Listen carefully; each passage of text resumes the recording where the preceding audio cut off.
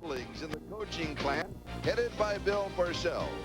As key assistants on the Giants staff, Handley and Belichick were destined to be part of the team's second Super Bowl championship at season's end. But what a difference a year makes.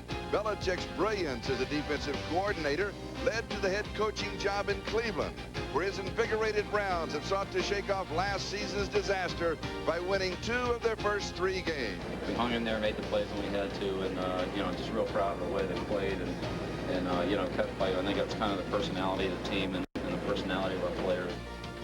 Having inherited the Giants' top job when Parcells retired, Ray Handley knows all about great expectations. His defending champions have felt the weight of that burden, stumbling to a 1-2 start. Obviously, there are mistakes that are made during the course of the game. I think that this week in practice, we have to address how we may have avoided those mistakes or how we can prevent them from reoccurring. So the Giants and Browns have reached an early season crossroad. 2 teams, each with rookie head coaches, both bearing the weight of the recent past into the reality of the season's 4th week. NBC Sports presents the National Football League. Today, it's the Cleveland Browns versus the New York Giants.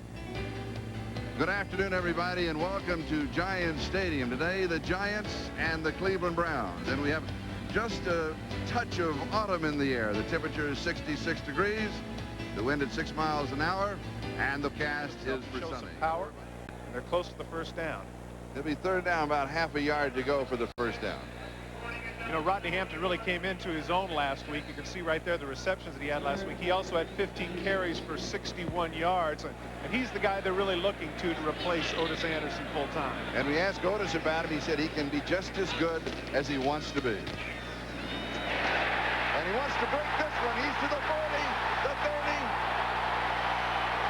inside the 15-yard line. Hilliard saves a touchdown.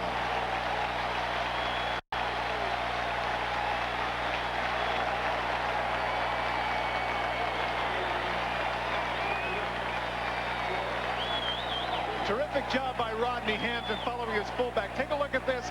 They seal everybody out. The only guy left is Minifield, and he's no match for Moore. Now look at Carthen taking out the safety. Terrific block by Carthen. A 43-yard gallop there at the end. He doesn't necessarily trust his speed as he cuts back inside. Hilliard makes the touchdown-saving tackle. Hilliard really plays him well because he could have lost when he came back in. Will hold Matt Barr from 45 yards away, just inside the 35-yard line. He's got it. And the Giants move out in front 3-0.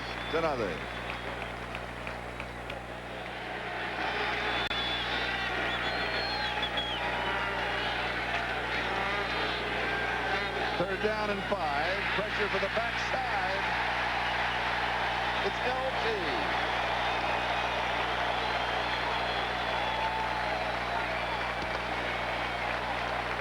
So many things to say about Lawrence Taylor. But one of the things that he does do is he gets upfield. Tony Jones has the wrong angle. It's all over right there. Even though he grabs the jersey, it's too late. Lawrence Taylor is afforded the luxury of getting off the ball quicker than almost anybody. Has LT lost anything? No. I don't think so. In the first quarter. Mike Johnson, he makes the first down saving tackle. From the 39, a 49-yard field goal attempt by Matt Barr. Hostetler will hold. Diassi is the snapper. Good snap, good hold. And it's another 3. So Matt Barr is now hit from 44 and 49 yards. Giants lead at 6.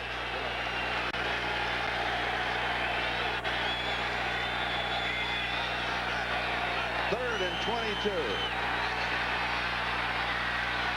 Cozart throws, pass is complete as he goes to Brennan, and he is sandwiched in the air. You know, the crowd cheers, and it's a big hit and everything else, but the compliment goes to Brian Brennan for hanging on to the ball. I know that this crowd is excited, and rightfully so. The Giant defense is playing very well, but that was a terrific catch by Brennan in traffic. A man coming off a hamstring injury, small guy about 180 pounds coming up with that catch. I'm sorry, I was very impressed by that, even though now it appears as the Giants tailback. I swear to God. Second down. A couple to go for the first down. Ingram's the motion man. The give is to Hampton. Hampton breaks clean right side to the 10, inside at the 5. Makes the move and scores a touchdown.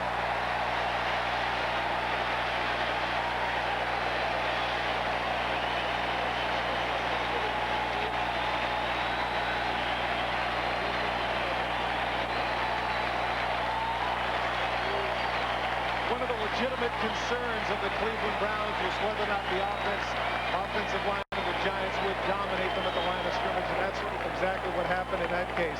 Hampton able to pick his spots, go the distance. And so the shutout continues.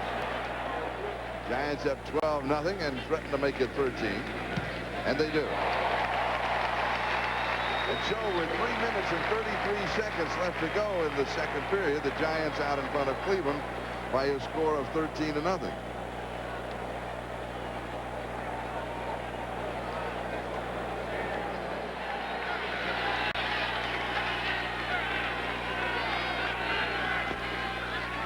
There's pressure, and he's brought down to the jersey. Leonard Marshall got it.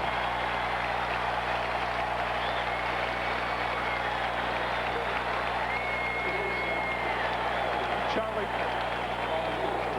it's a given that Lawrence Taylor is a great player. But a lot of people ask the question, who has benefited the most from being on that same side? Here he comes from the backside, makes the tackle on Kozar. He and Taylor have been together now 7 years together on that same side. A lot of Pro Bowls between the two of them. A lot of people don't realize that the relatives of Leonard Marshall, he has cousins who include Ernie Ladd and Warren Wells, a couple of pretty good football players. 3rd and 15. Kozar just kind of shovels it to Brennan, and he is dead. Where is he hit?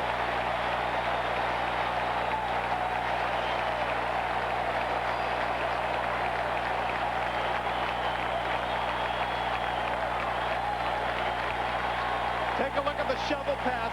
Watch the shot he takes right there from Mark Collins. Ouch. Some days it doesn't pay to get out of bed, and this is one of those days for Brian Brennan. 3 times now he's made catches and taken shots. You can see Kozar just avoid the sack. Here, take this. Oh, take that. Ouch. But watch, then he reached out and he pulled the ball in, and he is still stunned. This is the old boxing adage. Right now, if you could see his eyes, they tell you that Brian Brennan is on Queer Street. He's not feeling too good right now. Now let's take another look, this time in full speed, so you can get a true feeling of the impact.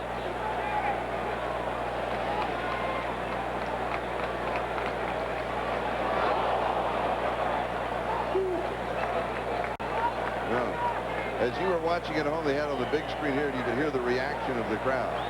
20, a field goal kick.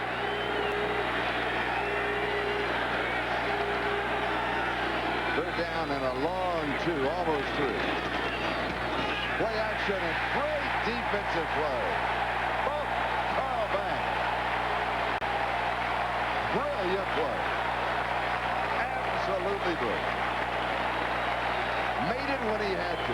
This is a misdirection play that's supposed to have him fooled and right, but Carl Banks isn't buying it for a minute. And look who was a step away. The guard pulls out. John Rienstra has to cut him, and he was unable to do it. Great play.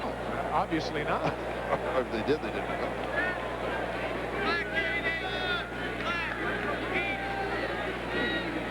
And defensively, that's a good play to make, because better to tackle and take a penalty than it is to let him catch something and bust it long. Hurry, Bernie, hurry! He's down and tied.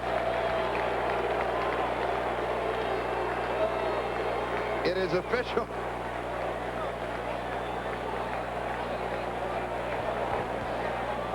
And as most head coaches do, Ray Handley and Bill Belichick, just the acknowledging wave across the field. The final score, Giants 13, Cleveland 10, and exactly what you were talking about. The play of the game is the Canon Camcorder.